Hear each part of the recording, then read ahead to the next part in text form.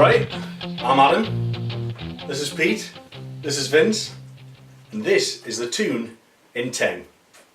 Okay, the idea is we'll talk about one topic for 5 minutes, we'll have half time, and then crack on with the second half with the second topic. 5 minutes is the limit, that's it, here we go. Fellas, let's talk about Wijnaldum, the brand new signing. What do you think? Biggest issue for me is his name. I've been calling him Wijnaldum ever since I heard he was coming, so I know him as Geordie Wijnaldum, so if anyone can explain how to pronounce his name, that would be a good start for me. I think he said on one of his videos that it was Wijnaldum, but I think it's going to be a Gutierrez situation. Everyone calls him Jonas when it's actually Jonas. Yeah, another Asprilla. Asprilla, yeah, Sarsaparilla. Yeah. So I think for ease sake, Wijnaldum. We'll go for Wijnaldum or Wijnaldum. I like Widge. Widge is canny. Widge lad. Widge. He looks an exciting player, Pete. The thing is, right, I don't follow the Dutch league, I bet not many people do. My concern is, I'm only basing my opinion on YouTube videos, which I've done with a lot of players. And don't we all? But on paper he's got a good record. He seems to be a good player, but this is a league where Luke de Jong scored 20 goals last season. So how good is he? I don't actually know. It's a good point, and you look at the likes of Altidore as well, who did amazingly. He scored for fun. However, last season, who's Altidore playing for now? He's back in America. He's back in America. Yeah. So, yeah, I think but he's a goal scoring midfielder, and I think the attributes he has don't solely rely on service and confidence in a way, and I think he can affect the game more. Mm-hmm. He seems to be a player who will drive from deep. He's a type of box to box. I know there's different kinds of box to box midfielders that you can get, but he's a kind of box to box that will look to score. From looking at his stats last season, he didn't seem to assist much, but in lieu of that, he took on the chances himself and seemingly scored. He got 14 league goals. What's his position? Is it right mid or centre mid? Where does he play? I think he can play out wide right. Where did he play most of the time last season? Through the centre. Through the centre. Driving through the middle. Yeah. But I think one of the most interesting stats that I picked up was that his pass completion rate in the league, in the Eredivisie last season, was 84%, and I think, having seen what we've seen how the team might approach games after the Gateshead match, with passing around on the floor, a lot of possession play, I think, is this the sort of coming together of Carr and McLaren's sort of synergy? I think the question I would want to ask on this is, McLaren was in the media this week and he said, when I came here I looked at the list of signings we were going to be looking at, and there was the wow factor. So has he already been bought in? Yeah.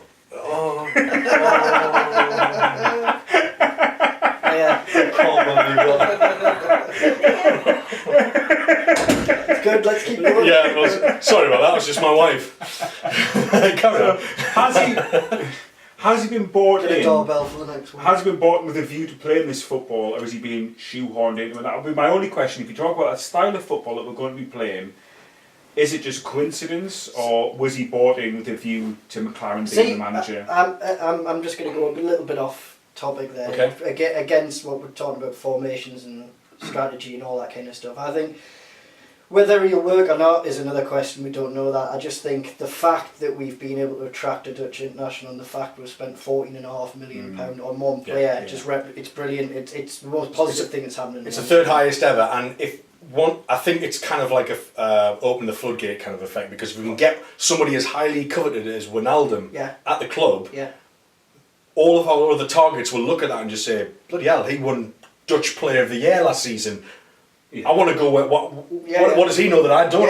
I want to be a part of this. So who else was in for him then? Because we've heard Sunderland were in for him. Who else were in for him? Everton made a late bid. I know Sunderland were interested in, but I'd be very surprised if he's been scouted for a long time. Because he was Feyenoord's youngest ever player. He was playing in the Dutch league at 16. 16, yeah. He's been well known for years, really, hasn't he? It's an interesting, because as much as I wasn't too happy with McLaren's appointment, possibly he would have been a factor, I would have thought, because he's obviously got a reputation manager in Holland. I think it really represents a change in our transfer strategy, that we are doing things different, that we are paying the money that we need to pay to get these, because we haven't got European football to attract them. Yeah. So we need to pay the money. We've got nothing else. Yeah. So what's our wages? We've done it, and that's what up to signing him. Stop. And that's half time. Righto. On with the second half, and now we're going to be talking about which players would you like to see leave Newcastle this summer. Timer away. I think for me, you've got the obvious ones that everyone's going to think about. You know, Obertan, players like that. In all honesty, I would like to see Krul leave. I think he's a saleable asset, and for me, for the past 2 seasons, he just hasn't been there. Now it might be our style of football, but how many times has it come back to Krul and he's just kicked it anywhere and dwelled on the ball? I think there's been talk recently of a possible contract extension. I think now with bringing in Wijnaldum, you've got a bit of a Dutch contingent there. I still feel he has the potential to be a very good goalkeeper. I do, but his last 2 years have been very shaky in my book.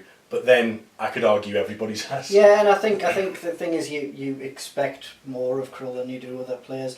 I see where you're going with that. To be honest with that question, in terms of who I want to leave, the more difficult one for me is who do I actually want to stay. I think there's the squad's polluted. Hopefully it's changed with McLaren saying all the right things. It's actually there's a good atmosphere, but there certainly wasn't last year. And actually, bright sparks from last season, Jan Maat, Perez, past that. Callback, I would Callback, I suppose. Callback. But yeah, Callback does a job. He didn't excite me, but he'll do a job. Yeah. Take away that, you could start again for me. Yeah, I mean, for me, just looking at that the squad sheet for the tour in America, and you're looking at it forwards, and you're looking at the likes of Gouffran, Riviere, who I don't think is up to the task here. You've got Shane Ferguson, who's been given a second chance. Second chance to what? For the reserves. He shouldn't get anywhere near that bench, let alone the first 11. He's mid-20s now. He's not going to get there. You're looking at Williamson, Stephen Taylor. I cannot stand. Colaccini's been linked with a move away, and I don't think he's been up to his best for a while. But I'd keep him over the other two centre backs I just mentioned. But that's the point, though. It's a lesser of. It's a lesser of evils. You're right. I think midfield wise, we're canny. We maybe need one more attacking creative player. Torvan's been touted. Where do you guys stand on Cabela? I think he needs another season. I want to give him a chance. I do. But that said, I wouldn't be bothered if he'd left, as long as we got some sort of investment left, or if it was some sort of swap deal. I wouldn't want him to go with no replacement. But he's got something about him, and but looking at Newcastle's squad, 100%. Yeah, give him another season. We've got nothing to lose.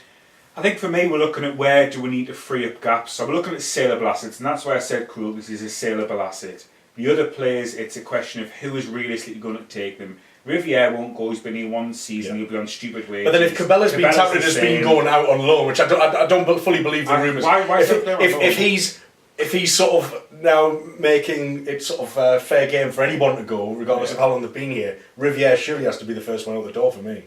Who's going to take him? He'd go back on loan to France somewhere. We're paying half his wages. Well, look at...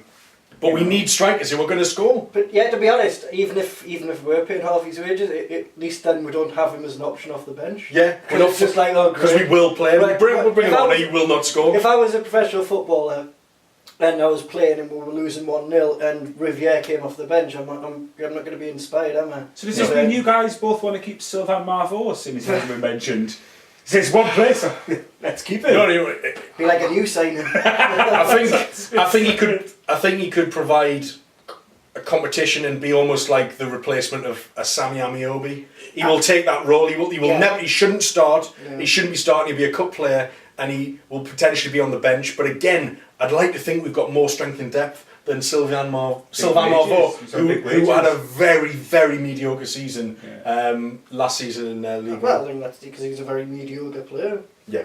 But he has the potential to unlock a defence, but he's so inconsistent. He will very, very rarely show How that. many players are we saying that about? How many players in our team will we say that they have one good game in 5? Gouffran has one good game in 5. Maybe Gouffran 1 in needs 10 to- at the moment. In fairness, Overton, before he got injured, like he had a spell. Yeah, last he season, did, he all did, right. he started He actually well. did. I actually started to feel like he was like a bit of a Forrest Gump. Maybe I was wrong. Maybe I was wrong. But then maybe- is this like a- he's like an underdog? Come on, Overton, you idiot! He's done something there. Head down and run it. And just as he hit some form, he Stop. napped his hamstring.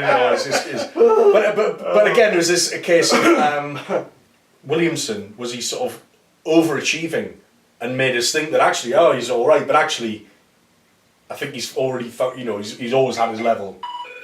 That's it. Full time.